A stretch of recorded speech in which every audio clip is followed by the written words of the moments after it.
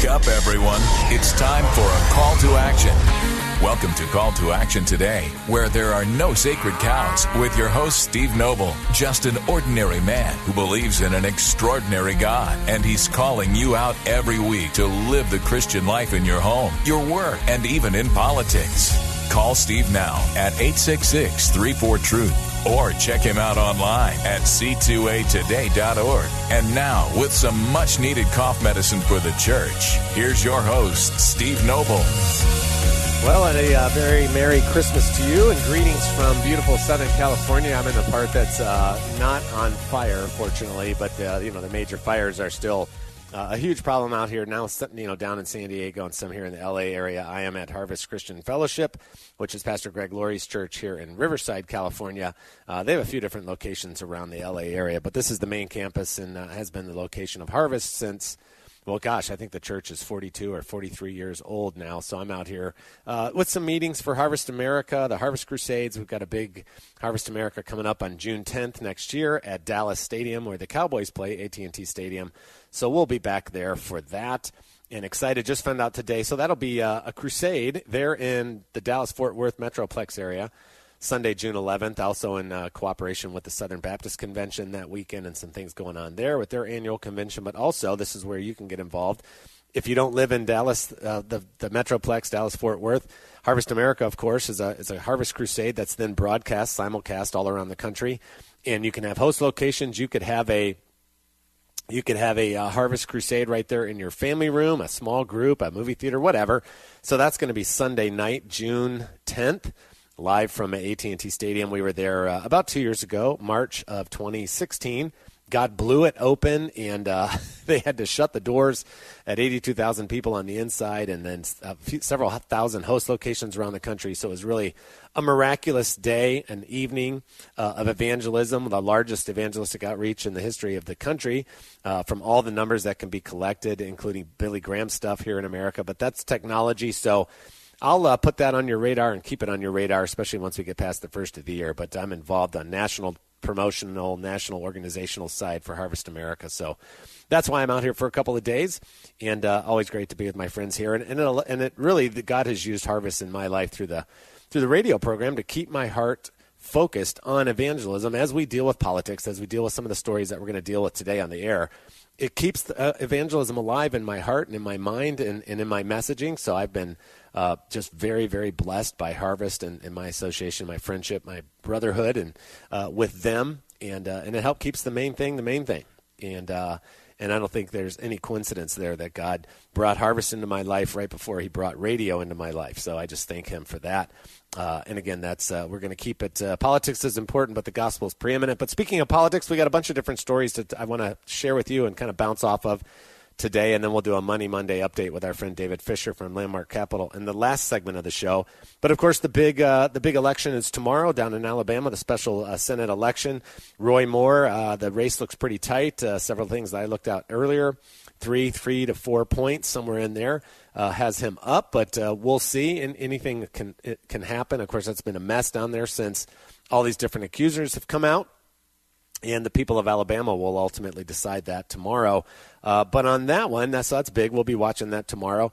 And then something else that just broke is another political figure, definitely. This is one of the judges on the Ninth Circuit Court of Appeals. That's a federal appeals court.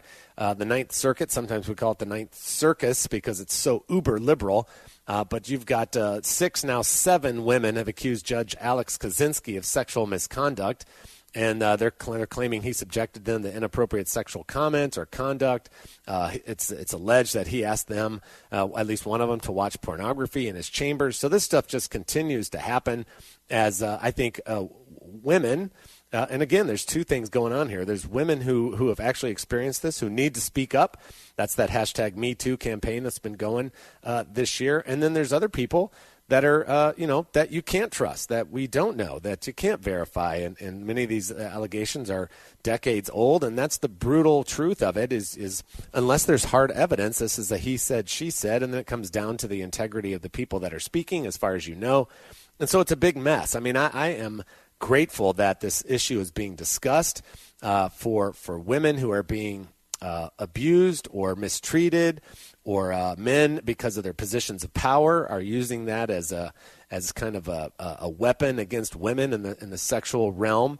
All of that should be dealt with. That's injustice, which is close to the heart of God, obviously. But we also live in a highly politicized environment. So now, and when we're all doubtful, I think we're all skeptics now. And unfortunately, you've got women whose stories are true, whose claims are true, who are getting thrown under the bus with women who are manipulative, and women who are dishonest, and women who are politically motivated. So it's just a big mess in this fallen world that we're in. But we'll keep an eye on this one. That's a big deal. The Ninth Circuit Court, there's only, I think there's 12 circuits around the country. So you have the Supreme Court, then the Circuit Court of Appeals, then federal courts, and then on down from there. So this is a big deal. And speaking of that, of course, Donald Trump, he had more accusers. This came out. They had a presser earlier today. And then these three women were on Megyn Kelly's show, which is on one of the big three networks now. And these women have all previously accused Trump of sexual misconduct, but they're kind of banding together. And I think that you're seeing an alignment here, what's going on. We talked about this at the end of last week, where the Democrat Party appears to be setting itself up for some kind of quote-unquote moral high ground, which I'll decimate here in a minute. But that seems to be what's going on, because I can almost guarantee you, if Roy Moore wins tomorrow, and I think he will, as soon as he gets into the Senate, there's going to be calls for an ethics investigation of him, so they can deal with Roy Moore. There are actually these three women that came out today. One of them said, I asked Congress to put aside their party affiliations and ask that they investigate Trump's history of sexual misconduct. And then the Democrats are going to be able to sit there and say, hey, we dealt with Conyers. We dealt with Al Franken. They're both out, which they should have been. And the Republicans need to have the moral veracity to do the same thing and to follow our lead, and let's clean house. Of course, you're going to find out on both sides of the aisle there's been all kinds of sexual misconduct in Congress, and that stuff's going to keep coming out, more and more of that. But on that issue of Democrats and the moral high ground, okay, let me put it to you this way. If I went out and over the course of, let's say, 40 years, decided to become a baby serial killer, and I was able to go out and not one or two or three or five or 100 or 10,000 or 100,000, but 60 million. So let's say I murder 60 million babies over the course of 40 years, and then all of a sudden I'm going to claim the moral high ground on something like, I don't know, sexual misconduct or sexual abuse. Do you see a problem with that? I certainly do. And I guarantee you God does. You can't kill 60 million babies and cheerlead that and fund it and protect it like the Democrat Party has, and then call moral high ground on anything. They have no moral high ground whatsoever. We'll be right back.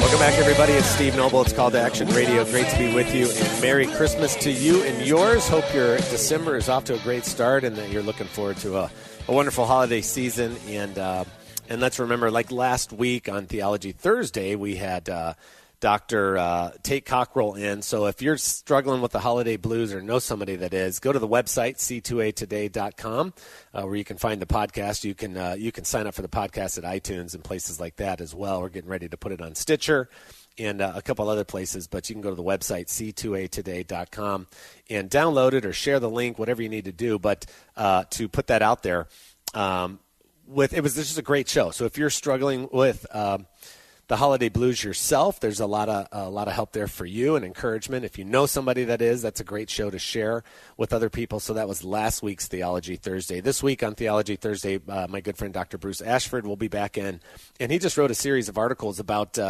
Christians and how we should engage movies, and how do you see a movie deliberately, and how do you bring kind of a Christian worldview into that arena.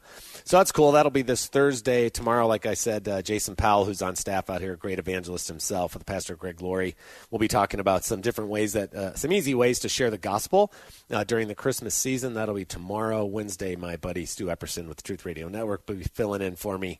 But today it's just me and you, and then we'll have our friend David Fischer in the last segment of the show to do a Monday update. And my friend Vince Neal, who called in the show recently and is on Facebook Live right now, was saying something about Star Wars. I'm like, what do you mean Star Wars? Never heard of it. Anyway, you guys know better than that. I'm a big Star Wars nerd. Of course, the world premiere was Saturday night here in L.A., which is where I am right now at Harvest Christian Fellowship, and the initial reaction is completely off the charts. I know I probably say that every time, but this one, it looks to be like really off the charts. So that's Thursday night. That's where the Noble family will be. 10:20 p.m. Eastern Time, we'll be there for the launch of The Last Jedi, which opens this Thursday. So, yes, I'll probably be talking about that on Friday during the show, and if you don't like that, I guess you'll just kind of have to get over it. Let's talk about something real serious, a couple other stories, and then in the third segment of the show today, some really positive stories that I wanted to get to. But, of course, another potential bombing. Praise the Lord that this kind of literally blew up in the guy's face this morning in New York City at a Port Authority bus station in Midtown Manhattan. Akayed Ullah, who's 27, strapped a pipe bomb to his body with Velcro and zip ties and detonated it in a subway corridor. So not a bus station, a subway corridor. And it was kind of a dud. It obviously injured him tremendously. But he's a Bangladeshi national living in Brooklyn. He was inspired by ISIS. We're trying to find out. Of course, they're trying to find out more about that. He came to the U.S. in 2011, which that's a horrific thing. 4 people were injured. Nobody killed. Praise the Lord. And we'll see what kind of information they get out of this guy and tracing back how he was radicalized. But one thing I did want to say about that I think we all have an obligation to be paying attention and to be aware of what's going on around you, and anything that's strange that we all need to report it. And yes, I would also include the need to profile.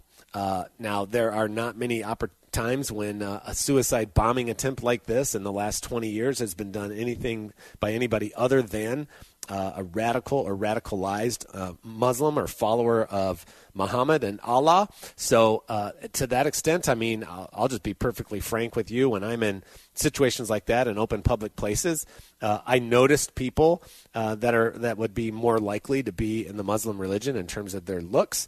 I don't spend a lot of time thinking about it, but when I'm on a plane, when I'm in a crowded public place, I find myself noticing that every once in a while. And if I see backpacks or anything like that, I think that's just the world we live in. The Lord knows I'm not doing that because I hate Muslims. I'm doing it, I think, just because I'm pretty good with numbers. I understand statistics. I understand probability. And that's just the nature of the beast. It's just the way it is. And so I think, unfortunately, that's just a reality. But I'm thankful for that we don't have people that are not followers of Muhammad that are doing these types of things. And most Muslims in the world, most, not all, have more of a Middle Eastern background, and so that's just the reality of it. And I'm not afraid to talk about that and put that out there.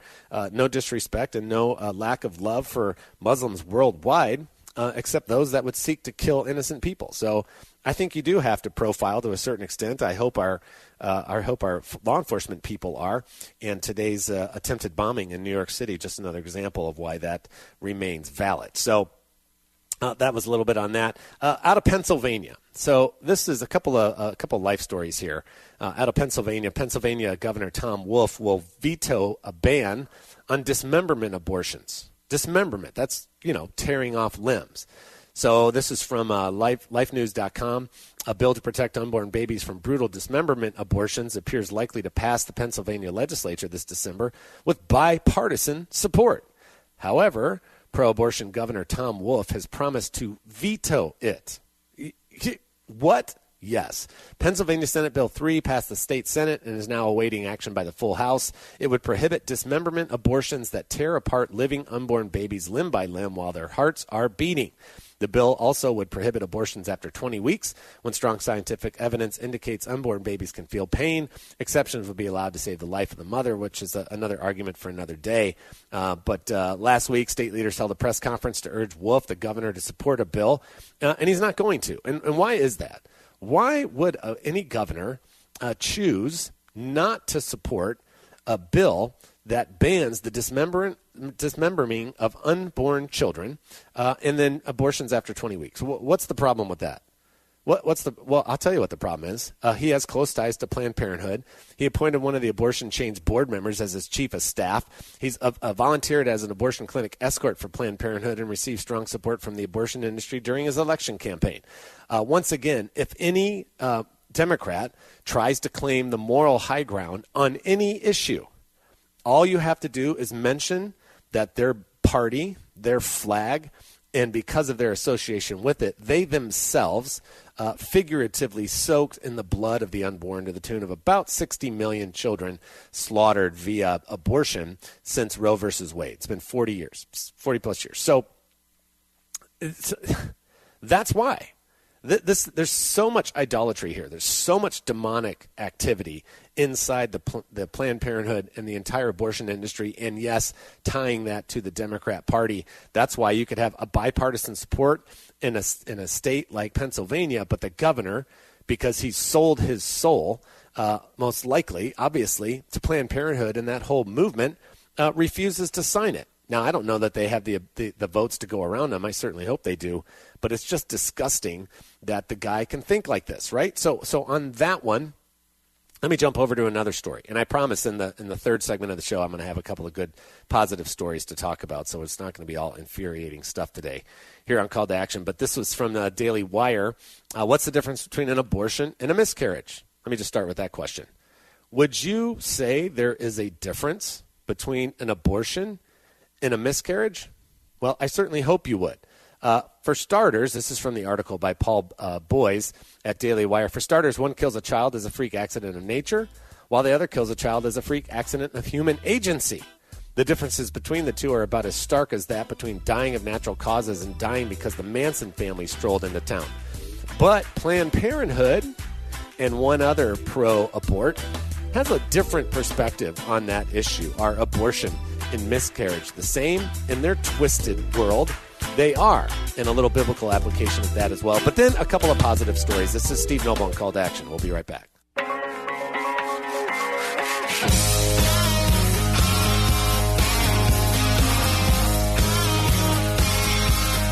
Welcome back. It's Steve Noble, Called to Action Radio. Merry Christmas to you and your family, and a Merry Southern California Christmas to you. I'm at the Harvest Christian Fellowship, the church that Pastor Greg Laurie started, over 40 years ago. Of course, the Harvest Crusades, and I work with him on crusade stuff, and Harvest America, which is the nationwide evangelistic outreach. So out here for 2 days for some meetings about that. June 10th next summer in Dallas, AT&T Stadium. We were there March 2 years ago, 2016. And it was just a total blowout. So coming up on 300 churches involved locally, which is great. We're on track to see it be even bigger and even better than it was back in March of 2016. But I'll tell you more about that after the first of the year, but that's why I'm out here. So I'm broadcasting live from Harvest Christian Fellowship today and tomorrow.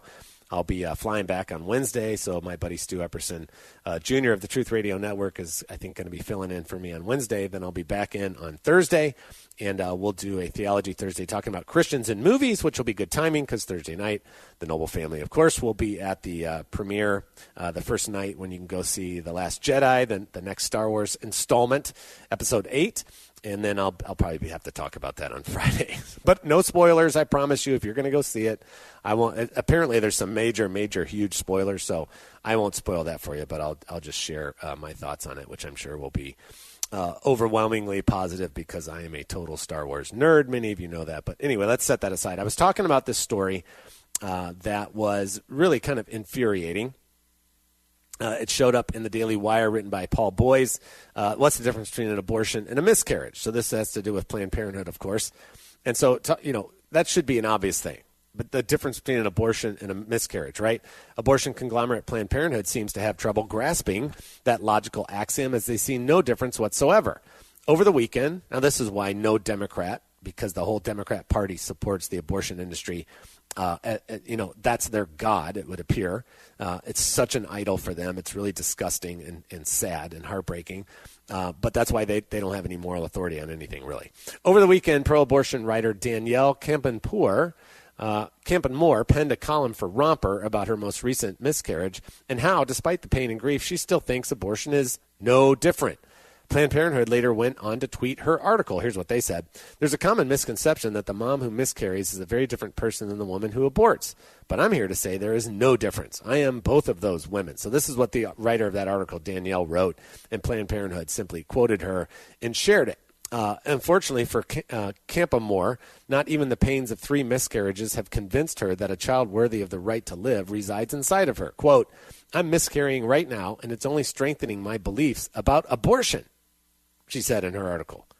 How does that make any sense whatsoever? I am miscarrying, so as a result of the fall of mankind and the brokenness of the physical realm, as well as the spiritual and mental and emotional realm, her body is not sustaining this birth, this child that's inside of her, so she's miscarrying, and she says, oh, well, that only strengthens my belief in abortion. So instead of the breakdown of nature creating a miscarriage, the sick indoctrination of individuals through a party and through a movement into the abortionist to pay somebody to come in and kill your child because you don't want them in 98+% of the cases, that's somehow the same? How do you even explain that? How can that make any sense? Back to this article. As many women can attest, miscarriages can be a painful, ongoing process that creates much grief over the loss. Though Campa feels this grief, it has not swayed her. Quote, the well-known secret of miscarriages is that they're not a clean process, she writes. The bleeding goes on, the cramps continue, and pieces of a future you only experienced in your mind are evacuated along with the contents of your now empty womb slowly. My hopes for a sibling for my son are passing, and I can feel it all, unquote. Then she explains why she sees no difference between the two, a miscarriage and abortion. And I'm going to explain biblically here in a second how somebody can get to this point. Here's what she said. There's a common misconception that the mom who miscarries is a very different person than the woman who aborts. But I'm here to say there is no difference. I am both of these women. I have had 5 pregnancies, 1 live birth, 3 miscarriages, and 1 abortion. It's almost like there should be a partridge in a pear tree in there. I mean, that's really sad. In the eyes of those looking to curtail reproductive rights, I'm therefore 1 part family values, 3 parts deserving of pity, and 1 part going to hell for what I've done. That's a nice way to generalize what any of us pro-family people would think. But that's also explainable from a biblical perspective. She goes on to anthropomorphize, that means make like human-like qualities, their relationship by calling them sisters. Listen to this. Marriage and miscarriage and abortion are sisters. Just like my body knew what to do when an abnormal embryo implanted itself in my uterus, my mind knew what to do when a healthy embryo found its way to the soft lining of my uterine wall back when I was 23 years old in an unhealthy relationship, living paycheck to paycheck, unwilling and unable to be a mother. Oh, ye of little faith.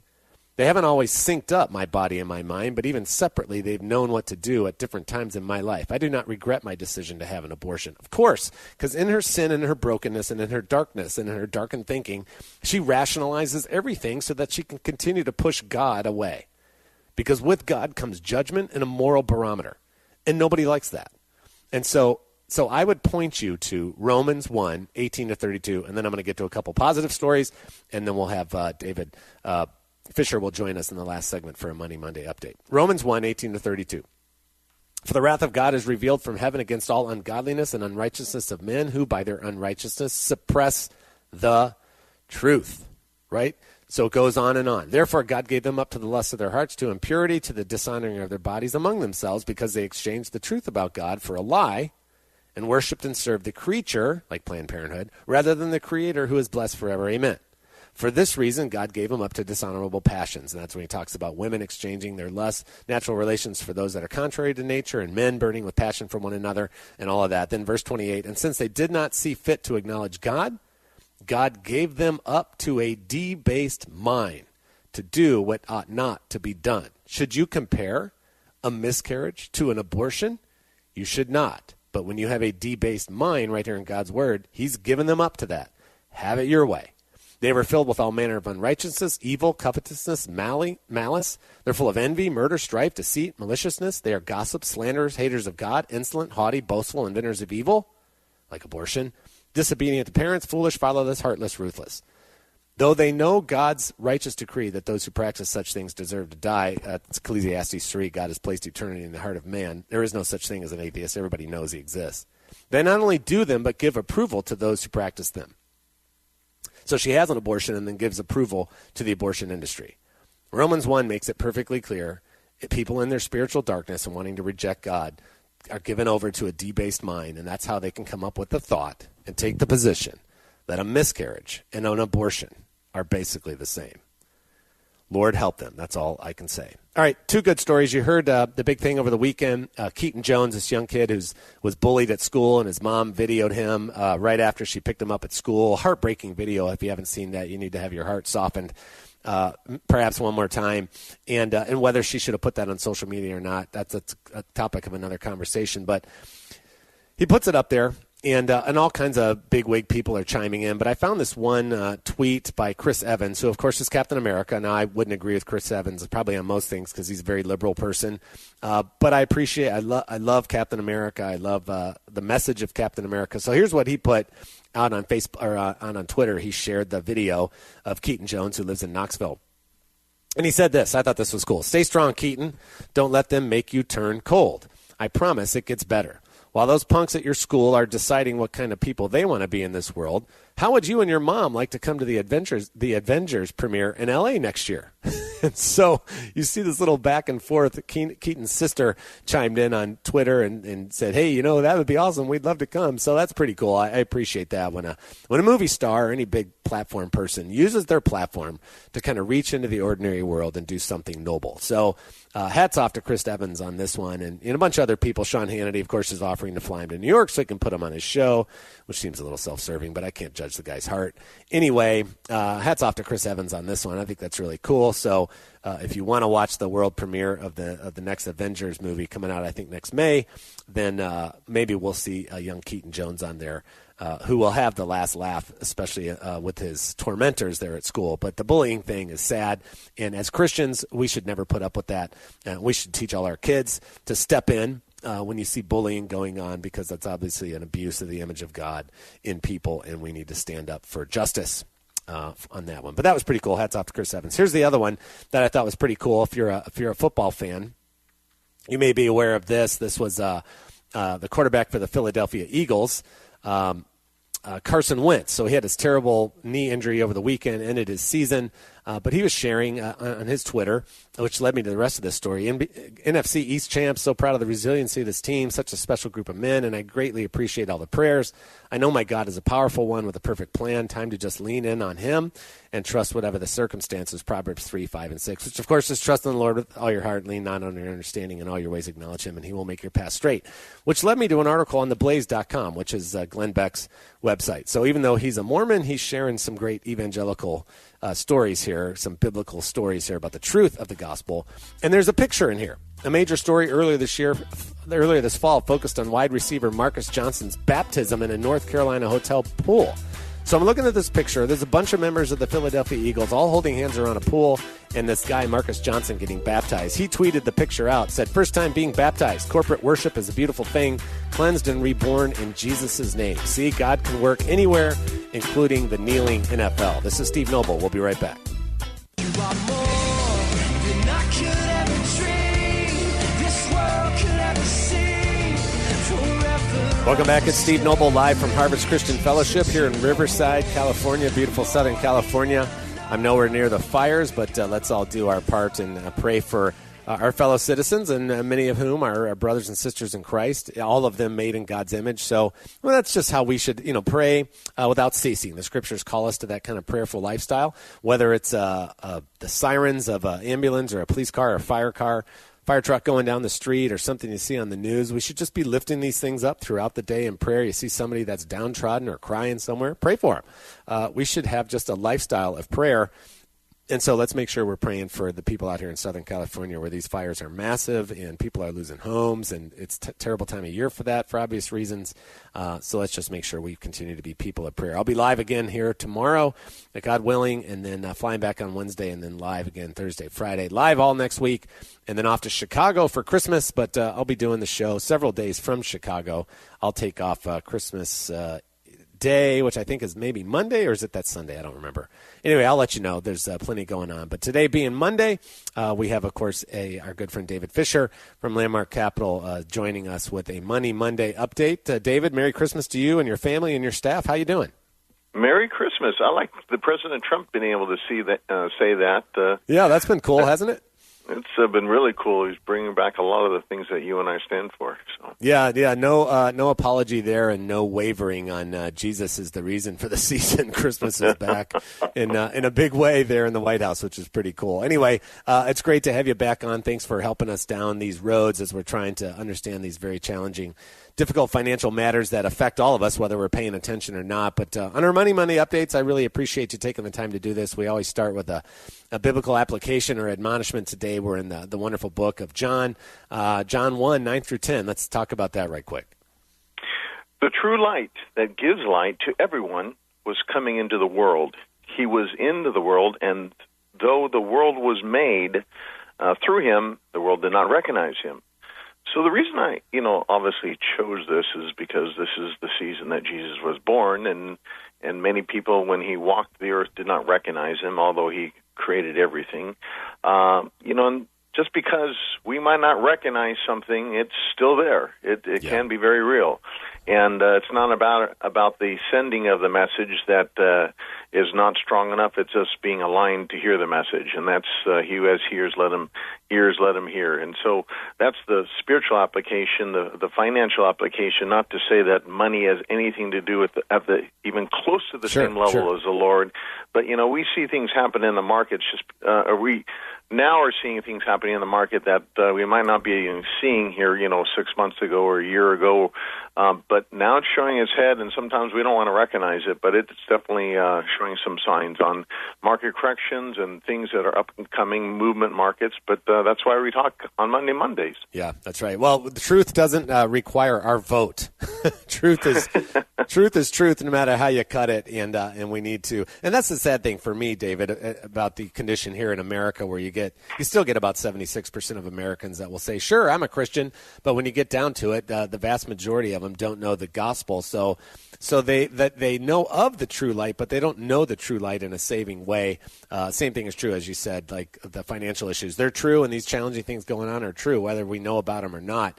And it's incumbent upon us to be people that know the truth so that we can make wise decisions and honor the Lord and be a part of what he's doing in the kingdom, which, again, is why we do this, the Money Monday updates, when it's not the first Monday of the month. But let's jump off. We're coming up on Christmas. Of course, President Trump talking about the tax overhaul bill, wanting to get that done by December 22nd, certainly before Christmas. So what do you think is going to happen there?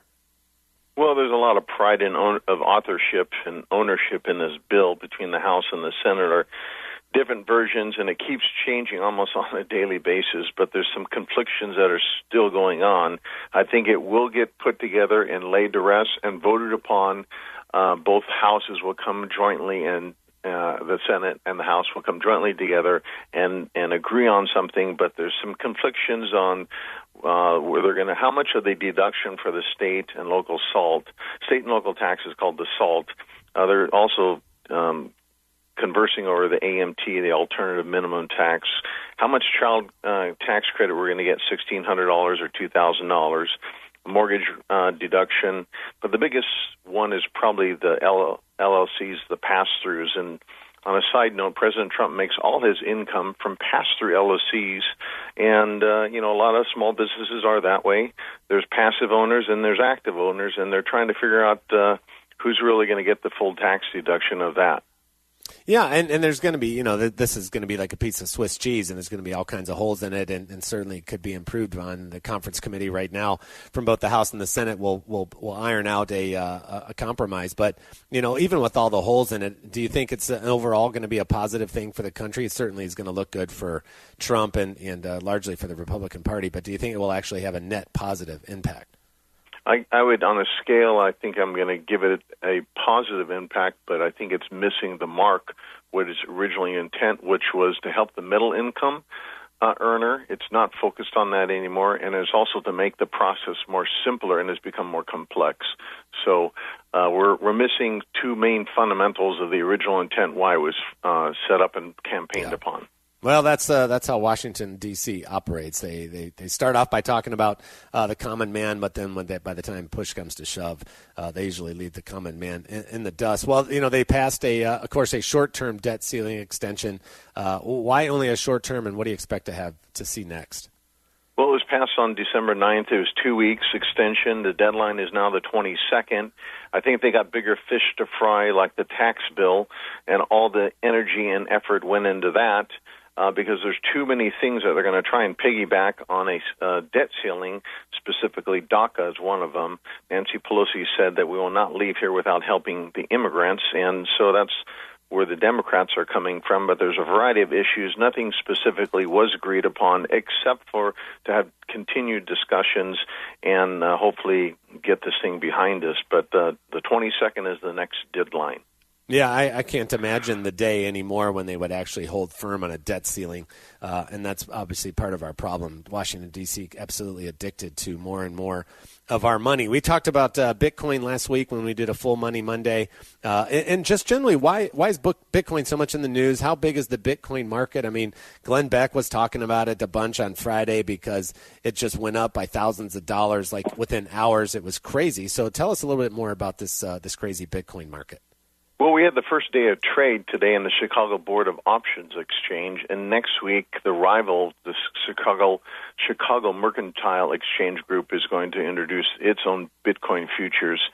So when the market opened up in the CBOE, the future rallies 26%. They halted trading twice.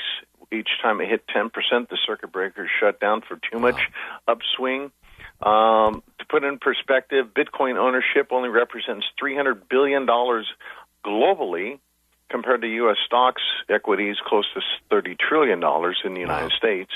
And 1,000 people control 40% of Bitcoin. It started out at 9 cents, and now it's trading at 16,000. There's been lots of people commenting on it, but if you invested $100 in 2001, now that would be worth $2.3 million. So some say it's going to move, 5 times more in value, the two Bitcoin billionaires, the Winklevosses, and while others are saying... That sounds like it's out of a Harry Potter movie. Yeah, it does, doesn't it? The Winklevosses. And the others, another camp is saying, get ready for a correction because it's a parabolic movement. It doesn't move like this, and there's no support on it. And they're citing it kind of like Amazon, who's a real company, but in the dot-com bubble, Amazon went from $195 all the way down to $6 in a short amount of time. They say Bitcoin can have the same impact. So be very careful. I think the Fed's going to come and crack down on it. There's a bill, H.R. 3364-51, which is not allowing it to become a currency. So this is, I think, something, Bitcoin is here to stay. Yeah. But I think it's not going to be used as a full-blown currency. I think it's going to be regulated at some level within the United States. Yeah. Something interesting to watch. Most of us don't have throwaway money, so that's why it's just kind of a sidelines thing. But we appreciate you helping us to understand it because it sure is making a lot of news. Yeah. Speaking of the markets, Fed's probably going to have a rate hike this week. And what impact do you think that will have, and how should we react to it? Wednesdays, 87% of the traders are projecting a 0.25 point. Wall Street economists are telling investors, Steve, that brace next year for the biggest monetary policy change in more than a decade. I think we're going to see, for instance, Citigroup and J.P. Morgan Chase are predicting interest rates across the board in affecting everything across the board is what they're saying, and having a 1% increase next year, which will be the largest increase since 2006. So we're going to be in a rate hike as the Fed is unraveling their balance sheets, selling the U.S. dollar in the form of treasuries. Something has never happened before in the history of any country. So a lot of questions coming up in 2018. Yeah, and when those rates are going up, does that generally have the opposite effect on the stock market? Will that kind of have a chilling effect? Yeah, what happens is kind of like the teeter-totter. Eventually, rates at the beginning are good for stocks, but then it turns the other direction. It confirms that we're moving into inflation, and I think that's what we're going to see in 2018. They're talking about the economy overheating a little bit, so then it's not necessarily good for a stock market. Yeah, we're going to talk about that more before the year finishes out. One last thing real quick about we talked about this year-end discount that typically shows up in precious metals. What can you tell us about that real quick?